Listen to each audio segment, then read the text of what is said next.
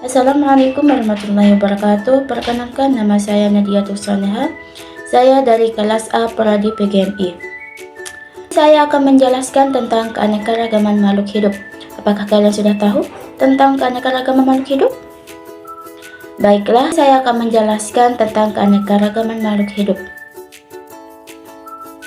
Istilah keanekaragaman hayati atau biodiversitas menunjukkan sejumlah variasi yang ada pada makhluk hidup, baik variasi gen, jenis, dan ekosistem. Yang di suatu lingkungan tertentu, keanekaragaman hayati yang ada di bumi kita ini merupakan hasil proses evolusi yang sangat lama, sehingga melahirkan bermacam-macam makhluk hidup. Nah, yang pertama, keanekaragaman. Keanekaragaman ini dibagi menjadi 3. Yang pertama, keanekaragaman tingkat gen, yaitu makhluk hidup tersusun atas unit satuan terkecil yang kita kenal sebagai sel. Dalam inti sel, terdapat materi pembawa sifat yang disebut gen. Setiap individu memiliki jumlah dan variasi susunan gen yang berbeda-beda. Yang kedua, keanekaragaman jenis, yaitu variasi warna pada ikan dan warna bunga menunjukkan adanya variasi dalam tingkatan jenis makhluk hidup. Variasi ini disebabkan karena adanya rekombinasi atau percampuran gen-gen dalam jenis tersebut, sehingga melahirkan variasi yang lebih beragam. Keanekaragaman makhluk hidup yang kedua adalah klasifikasi makhluk hidup, yang dimana klasifikasi makhluk hidup ini terdiri dari yang pertama, sistem klasifikasi buatan, didasarkan pada pertimbangan secara sekehendak hati para ahli taksonomi dengan melihat habitat atau tempat hidup dan nilai guna dari makhluk hidup tersebut. Nah, yang kedua, sistem klasifikasi alamiah atau natural.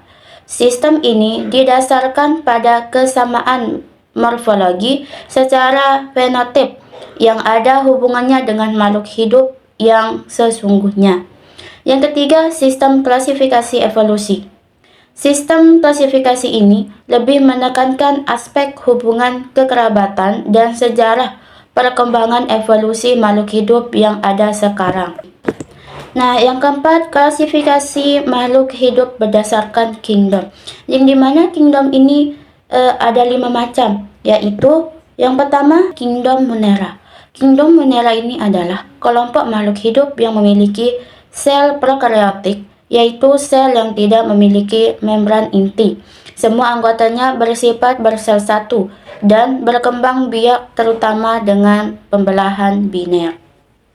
Nah, yang kedua, kingdom Protista. Kingdom Protista adalah kelompok makhluk hidup eukaryotik atau kingdom yang memiliki inti sel sejati, yang umumnya bersel satu meskipun ada yang multiseluler. Sederhana, Protista merupakan kelompok makhluk hidup yang tidak termasuk hewan atau tumbuhan maupun jamur.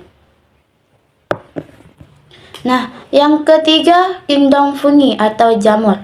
Kingdom fungi atau jamur ini adalah kelompok makhluk hidup eukaryotik yang tidak memiliki klorofil, sehingga tidak dapat membuat makanan sendiri. Fungi memperoleh makanan dengan menyerap zat organik dari makhluk hidup lain atau sisa-sisa organisme.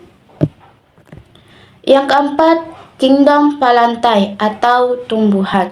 Kingdom Palantae ini adalah kelompok makhluk hidup eukaryotik dan multiseluler yang memiliki klorofil sehingga dapat membuat makanan sendiri melalui proses fotosintesis.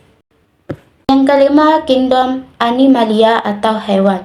Kingdom Animalia adalah kelompok makhluk hidup eukaryotik dan multiseluler yang tidak memiliki dinding sel dan tidak dapat membuat makanan sendiri. Hewan memperoleh makanan dari makhluk hidup lain, serta umumnya dapat bergerak aktif.